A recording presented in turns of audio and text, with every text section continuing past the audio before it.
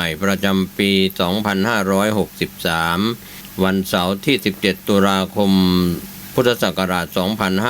2563 ทอดถวายณวัดฝายหินตำบลตุเทพอำเภอเมืองเชียงใหม่จังหวัดเชียงใหม่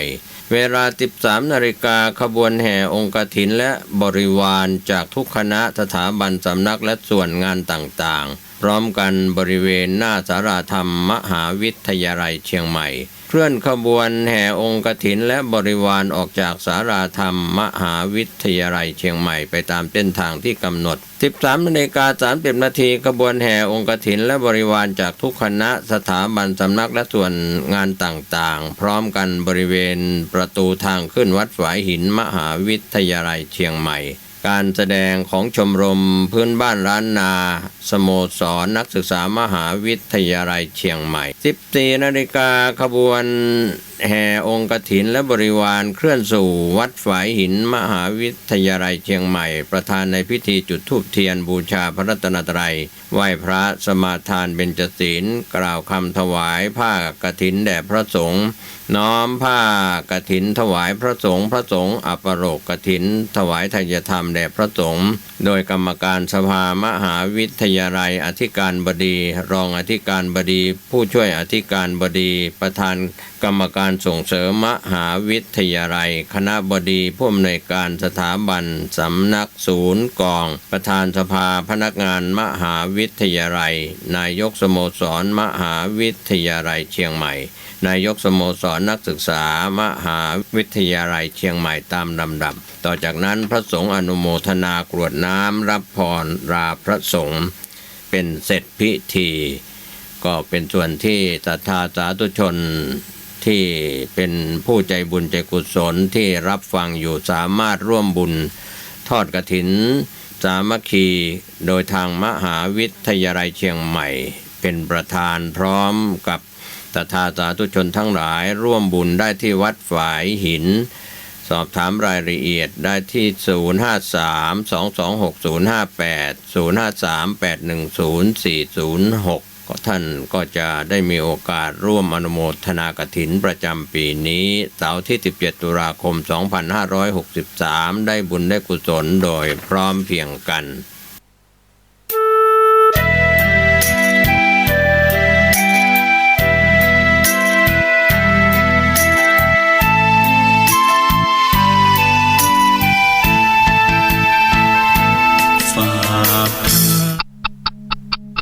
ทุกเรื่องราวของการศึกษาตามรอยพุทธศาสนาและวัฒนธรรมกับคลื่นนี้ 24 ชั่วโมง FM 104.5 เมกะเฮิรตซ์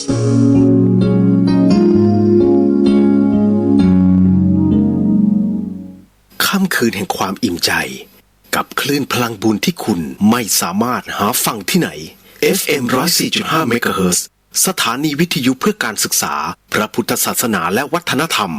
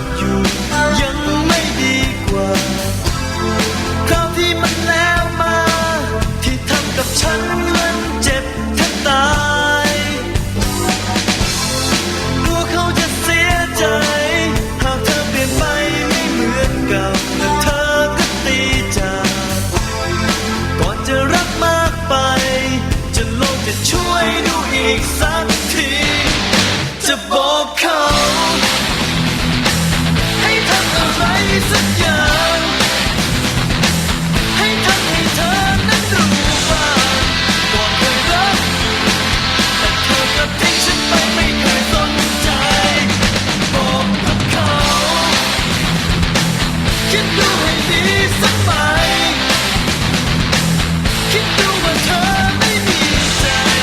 หากคน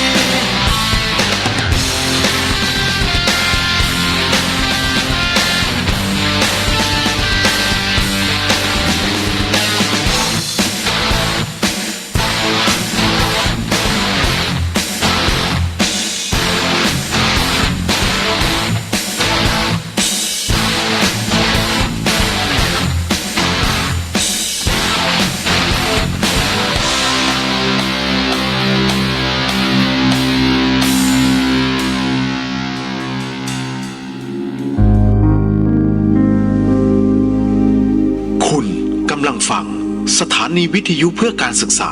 พระพุทธศาสนาและวัฒนธรรม FM 104.5 เมกะเฮิรตซ์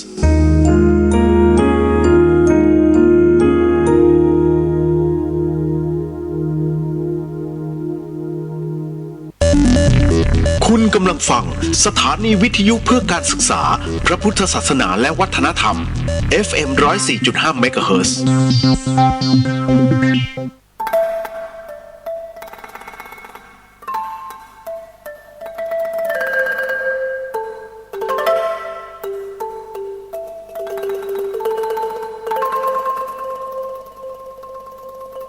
รายการนี้ไม่เหมาะกับเด็กอายุต่ำกว่า 15 ปี และทุกแถวที่แฝงตัวมาหากินในพระศาสนา ผู้ปกครองหรือพระผู้ใหญ่ควรพิจารณาในการรับฟัง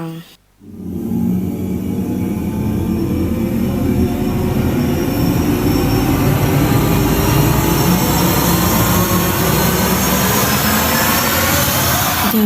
เฮียน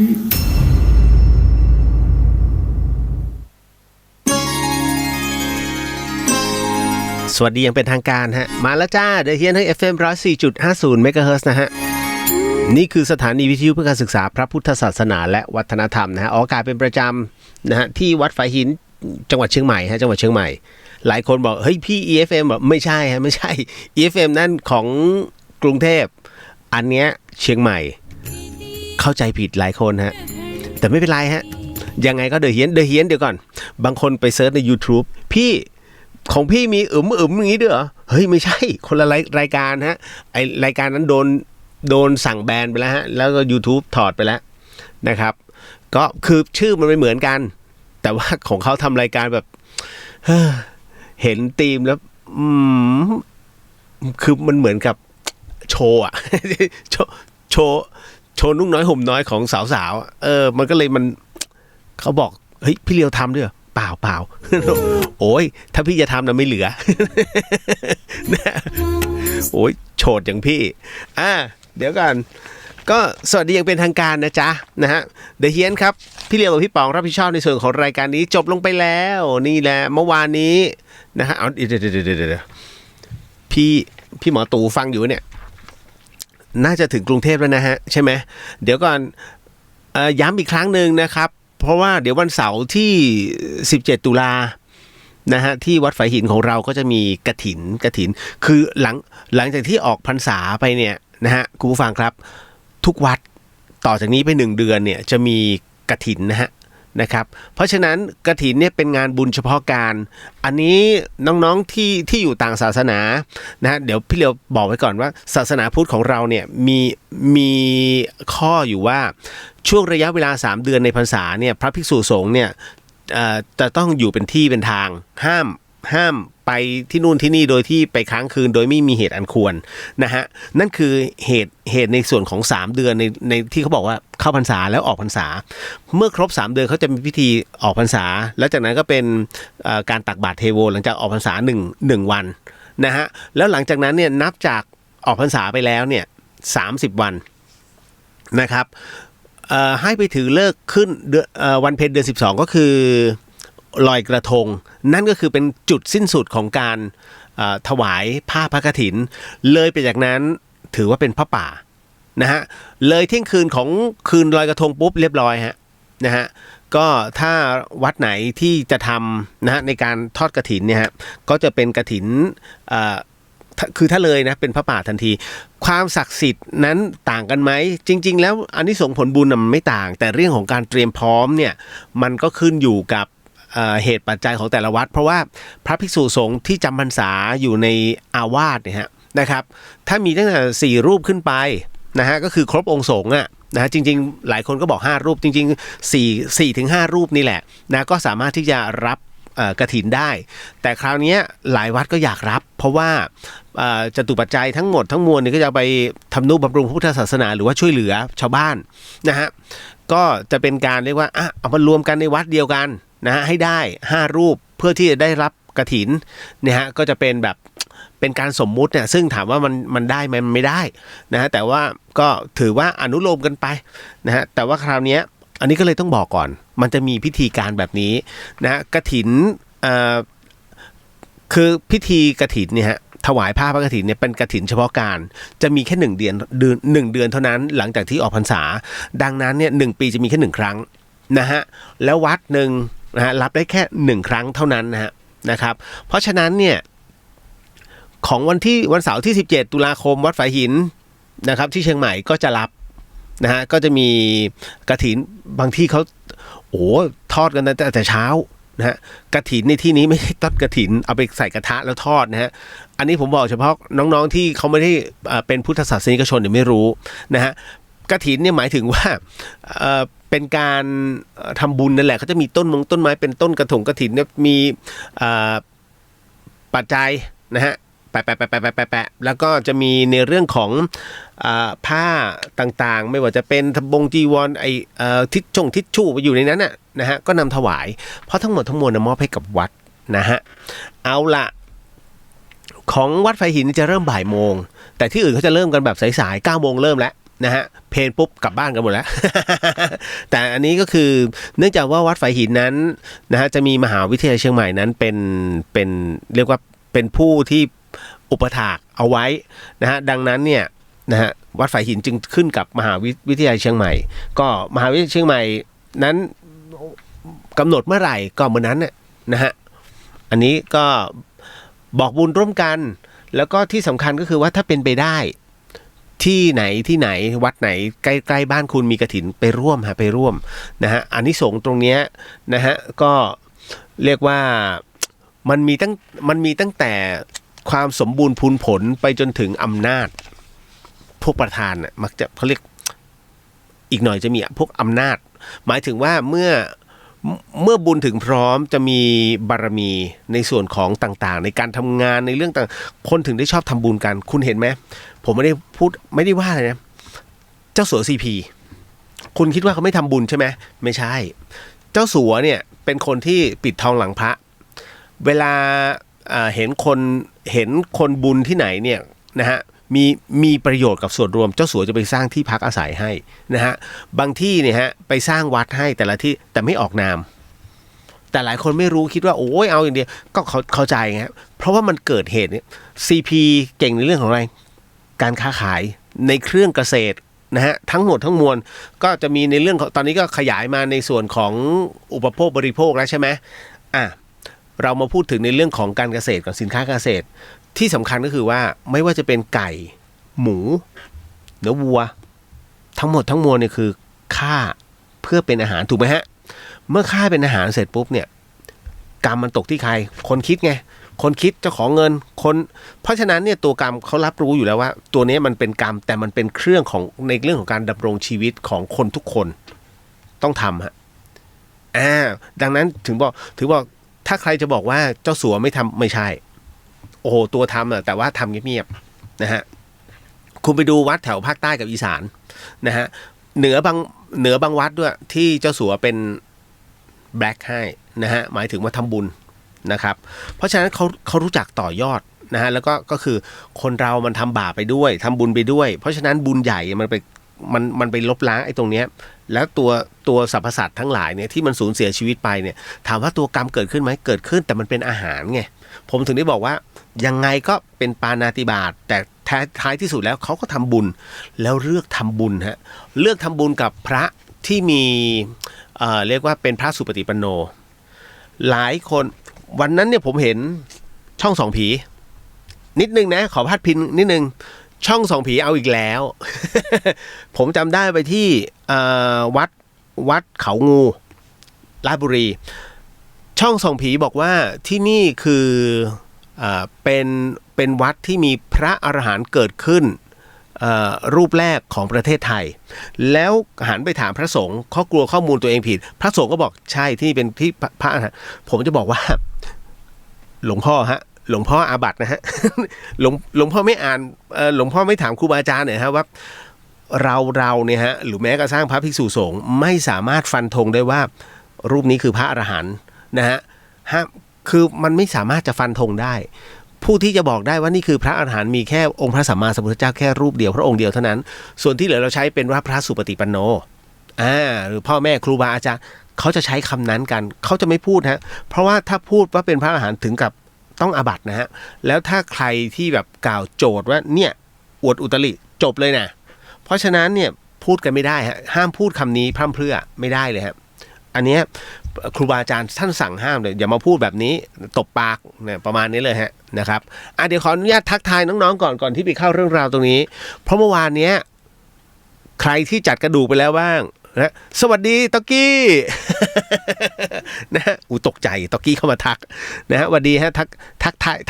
ยครับอ้ายเป็นไงมั่งอาการนะฮะ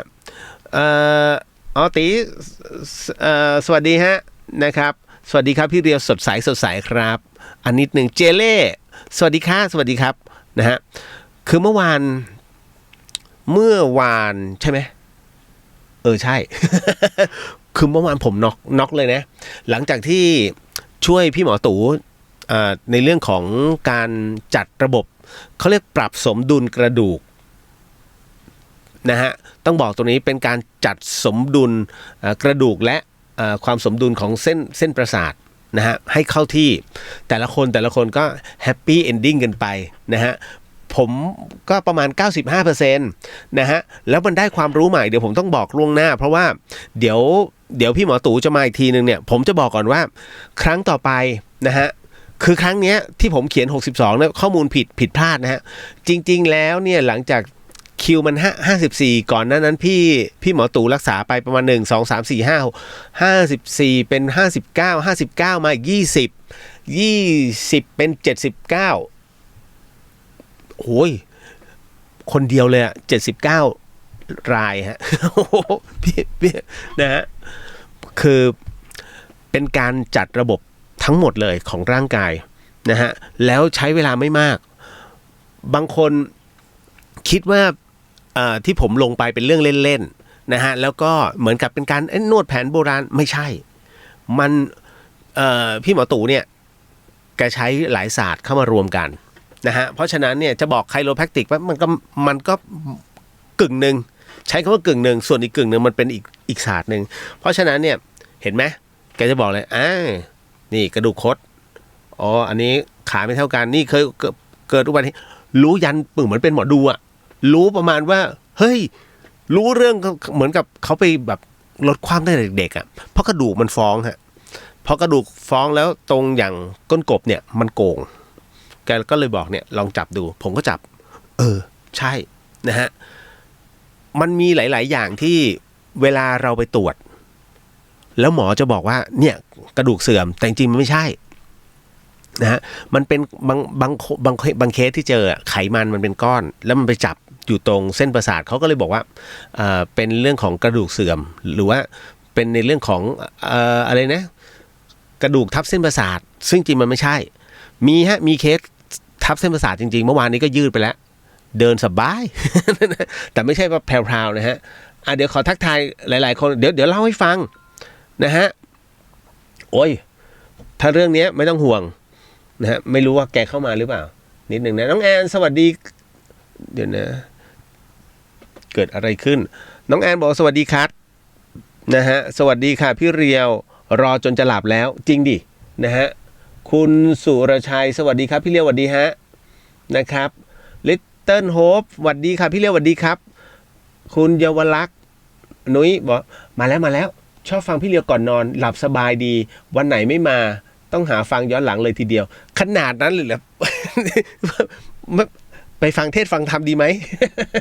ฟังผมบ่นผมด่านะฮะซาดิสนะเนี่ยเราคุณพัชพลสวัสดีครับคิดถึงจังเลยครับจ้านะฮะต่อมา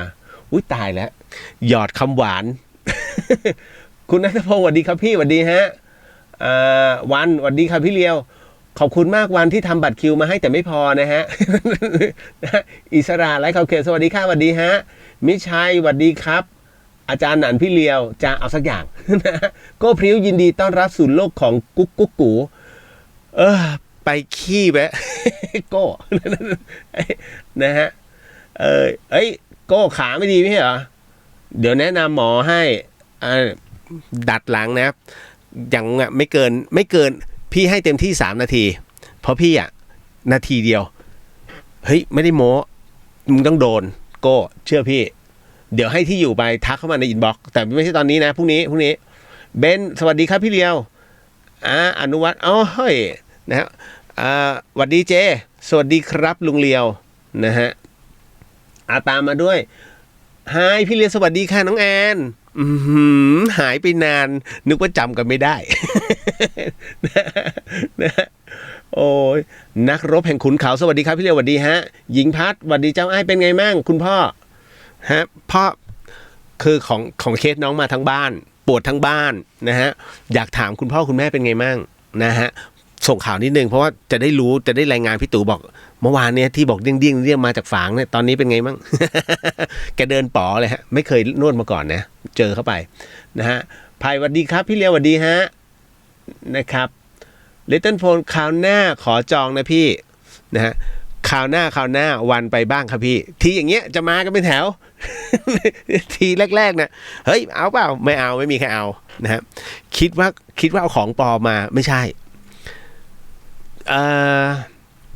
คุณใช่ไหมผมเล่าเรื่องเนี้ยในเรื่องของการจัดในการจัดระบบกระดูกใหม่แล้วก็จัดระบบประสาทใหม่ให้กับร่างกายเนี่ยที่เขาวินิจฉัยว่ากระดูกเสื่อมแต่ละคนเนี่ยนะฮะก็เล่าไปที่กรุงเทพก็บอกเชื่อไหมพี่4 วันมันเนี่ยพี่เขารักษาคนไปเกือบ600 คนเฮ้ยเป็นไปได้เหรอ1 ชั่วโมงคนหนึ่งมันก็1 ชั่วโมงมันเป็นไปไม่ได้หรอกเขาจะทำ24 ชั่วโมงไม่ใช่พี่ไม่เข้าใจผมบอกไปว่าแกใช้เวลาเนี่ยต่อคนนะฮะเต็มที่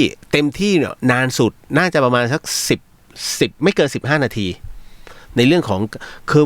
อันนี้มันจัดเฉพาะจุดคุณต้องมาถึงแล้วคุณต้องมาเล่าให้แกฟังก่อนว่าบางเคสเอวใส่น็อตไว้นะฮะเอวคือมันต้องมีการดึงกระดูกเพราะฉะนั้นดีว่าบอกก่อนโอ้ถ้าดึงไปพังเลยนะฮะถึงน็อตที่ขายไว้หลุดเลยเพราะฉะนั้นเนี่ยอย่าปกปิดต้องคือแกไม่ได้มีเป็นอุโมงค์มาให้ไม่ใช่นะฮะไม่ใช่เครื่อง CT สแกนที่จะเห็นทั้งหมดไม่ใช่ฮะถ้าใครมีเป็น CD สำหรับเอ็กซเรย์ไว้เนี่ยก็ดี